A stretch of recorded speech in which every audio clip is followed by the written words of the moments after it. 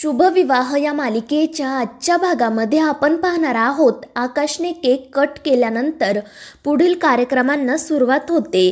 राजा काका स्टेजवर जातात तर आकाश मोठ्याने ओरडून त्यांना सांगतो की राजा काका आता तू डान्स कर। मात्र राजा काका हसतच म्हणतात की मी डान्स करणार नाहीये, मात्र मी इथे एक जादूगार बोलावला आहे।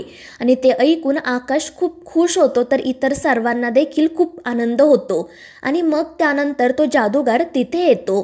तो राजा काकांना विचारतो की तुमचं काही हरवलं आहे का? त्यावर राजा काका म्हणतात नाही, पण तो तरीही त्यांना त्यांचे खिसे चेक करायला लावतो। आणि त्यामुळे राजा काकांच्या लक्षात येतं की आपला मोबाईल गायब आहे।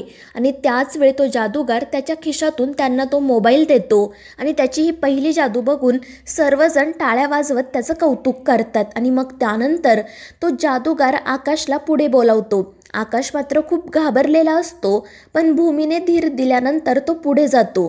त्यानंतर तो जादूगार आकाशला एक पिशवी दाखवत विचारतो की बघा यामध्ये काही आहे का? त्यावर आकाश म्हणतो नाही, काहीच नाही। आणि मग त्यानंतर तो जादूगार आकाशला फक्त नाटक करत त्या पिशवीमध्ये काहीतरी टाका असं सांगतो। त्यामुळे आकाश फक्त हातवारे करत त्या पिशवीमध्ये तो काहीतरी वस्तू टाकत आहे असं नाटक करतो। आणि मग त्यानंतर तो जादूगार त्या पिशवीमधून त्याला चॉकलेट्स काढून देतो। त्यामुळे आकाश खूपच खुश होतो। भूमी आणि आजीसुद्धा खूप आनंदात असतात। रागिनी मात्र हसतच भूमीकडे बघत असते। आणि मग त्यानंतर तो जादूगार आकाशला पत्त्यांची सुद्धा जादू दाखवतो। आकाशने बाहेर काढलेला पत्ता तो बरोबर ओळखतो। त्यामुळे आकाश खूपच खुश होतो। त्याला हे जादूचे प्रयोग खूप आवडतात। आणि मग त्यानंतर तो जादूगार म्हणतो की पुढच्या प्रयोगासाठी मला अजून 2 जण हवे आहेत। आणि मग तो भूमी आणि रागिनीला पुढे बोलावतो। आणि त्यानंतर तो आकाशला विचारतो की यांच्यापैकी तुम्हाला कोणाकडे जायचं आहे? आणि त्या जादूगाराचा हा प्रश्न ऐकून आकाश विचारात पडतो। रागिनी आणि भूमी मात्र रागातच एकमेकींकडे बघत असतात। आणि मग त्यानंतर आकाश सांगतो की मला माझ्या आत्तूकडे जायचं आहे। आणि ते ऐकून रागिनी खूपच खुश होते, मात्र भूमीला वाईट वाटते। तर रागिनी लगेच आकाशला मिठी मारताना म्हणते की माझं शहाणं बाळते। त्यामुळे आकाशही खूप खुश होतो।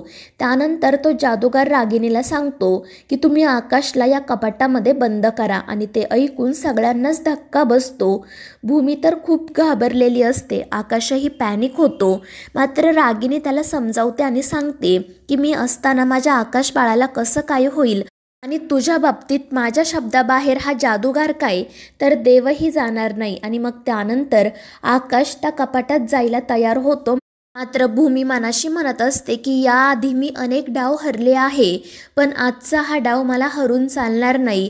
आज माझ्या आकाशच्या जीवन मरणाचा प्रश्न आहे, काही करून मला त्याला वाचवायचं आहे। आणि मग त्यानंतर आकाशही रागिनीने सांगितल्याप्रमाणे त्या कपाटात जातो। तो जादूगार काहीतरी जादू करतो आणि जेव्हा रागिनी पुन्हा ते कपाट उघडते तेव्हा त्यात आकाश नसतो। आणि त्याला गायब झालेलं बघून सगळेजण काळजीत पडतात। रागिनी मात्र हसतच भूमीकडे बघत असते, तर भूमी खूपच घाबरलेली असते। आणि त्यानंतर तो जादूगार भूमीला दुसरं कपाट उघडायला सांगतो। आणि त्या कपाटामध्ये आकाशला बघून सर्वजण खूप खुश होतात आणि टाळ्या वाजवत त्या जादूगाराचं कौतुक करतात। भूमी मात्र आकाशला मिठीच मारते, तर रागिनी हसतच त्या दोघांकडे बघत असते। त्यानंतर वाढदिवसाचे कार्यक्रम संपतात, सर्व पाहुणे आपापल्या घरी जातात। आणि मग त्यानंतर आकाश सगळ्यांनी आणलेले गिफ्ट्स बघायला सुरुवात करतो। त्याला सर्व गिफ्ट खूप आवडलेले असतात। तो अथर्व आणि मनूला म्हणत असतो की अथर्व दादा, मानसी वहिनी तुमचं गिफ्ट तर मला खूप आवडलं। त्यामुळे त्या दोघांनाही आनंद होतो। तर आजी त्याला विचारत असते की आता झाले का सगळे गिफ्ट बघून? त्यावर आकाश हो म्हणतो। मात्र त्यानंतर त्याच्या लक्षात येतं की सायकल राणीने त्याला कोणतंही गिफ्ट दिलं नाही। त्यामुळे तो तिला विचारतो की सायकल राणी, माझं गिफ्ट कुठे आहे? तू तर मला काहीच दिलं नाही। आणि ते ऐकून सगळ्यांनाच आश्चर्य वाटतं। आजी भूमीला विचारते काय ग भूमी, तू आकाशला गिफ्ट दिलं नाही का? तर अथर्व म्हणतो की अगं आजी, भूमीताईने काहीतरी सरप्राईज गिफ्ट आणलं असेल। त्यावर आकाश म्हणतो पण मग तिने ते अजूनपर्यंत मला दिलं का नाही? मात्र त्यावर भूमी काहीच उत्तर देत नाही। तर मनू तिला विचारते की ताई, तू खरंच गिफ्ट आणायला विसरली तर नाही ना? आणि त्यावर भूमी म्हणते नाही, मी आकाशसाठी गिफ्ट घेऊन आली आहे। आणि मग ती आकाशच्या हातात एक इन्व्हलप देते। आकाश तिला विचारतो की यामध्ये काय आहे, तर भूमी म्हणते ते तू स्वतःच बघ. आणि मग त्यानंतर आकाश ते इन्व्हलप ओपन करतो, तर त्यामध्ये 2 तिकीट्स असतात. मात्र ती नक्की कशाची आहेत ते आकाशला कळत नाही. तो भूमीला म्हणतो की सायकल राणी हे नक्की काय आहे. आणि त्यामुळे राजा काका म्हणतात की बघू आकाश, मी सांगतो तुला हे काय आहे ते. तर रागिनीसुद्धा त्या इन्व्हलपकडे बघत असते. भूमीने आकाशला नक्की काय गिफ्ट दिलं आहे हे तिलाही कळत नाही. आणि त्यानंतर राजा काका ते तिकीट्स बघत म्हणतात की अरे हे तर जयसिंगपूरला जाण्यासाठी आकाश आणि भूमीचं तिकीट आहे. आणि ते ऐकून सगळ्यांनाच धक्का बसतो.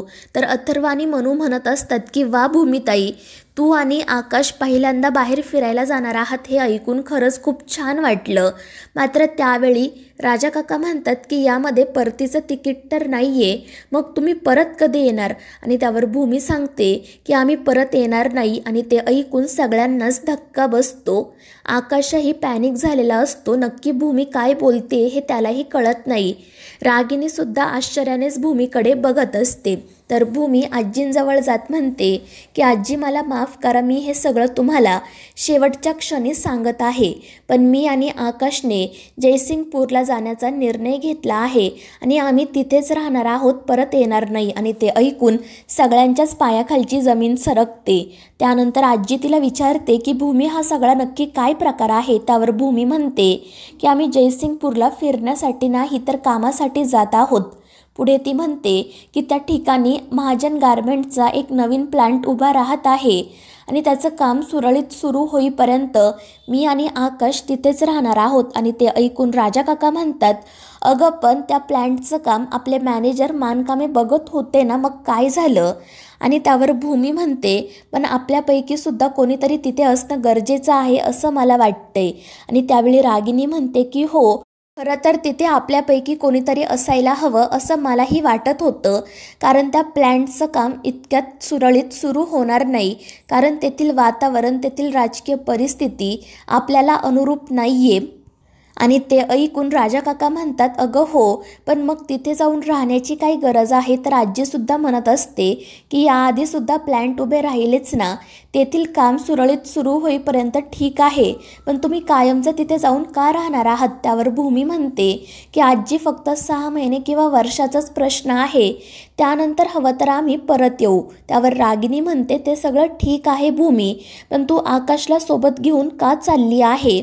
आणि त्यावर भूमी म्हणते की तुम्ही सांगितल्यानंतर खरं तर मी एकटीनेच जाण्याचा निर्णय घेतला होता, पण त्यानंतर माझ्या लक्षात आलं की मी आकाशशिवाय राहू शकत नाही, त्यामुळे आता मी त्यालासुद्धा माझ्यासोबत घेऊन जाणार आहे. आणि भूमीचं ते बोलणं ऐकून रागिनी खूप चिडते. ती म्हणते मी इथे आकाशवर नवीन जबाबदारी सोपवणार आहे आणि ती जबाबदारी नाकारून तो तुझ्यासोबत कसा येऊ शकतो. मात्र भूमीसुद्धा काही ऐकत नाही. ती म्हणते आकाश माझ्यासोबतच येणार, मी त्याच्याशिवाय राहू शकत नाही. आणि मग त्यामुळे रागिनी रडायलाच सुरुवात करते.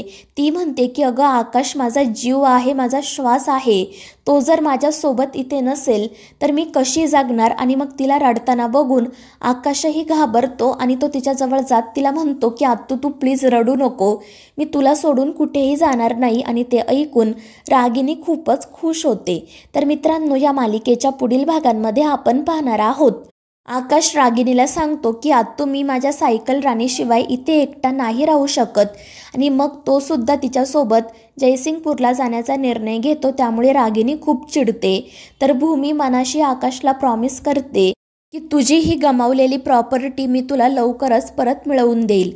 तर मित्रांनो, या मालिकेच्या पुढील भागांच्या अपडेट्ससाठी आपल्या चॅनेलला सबस्क्राईब करा.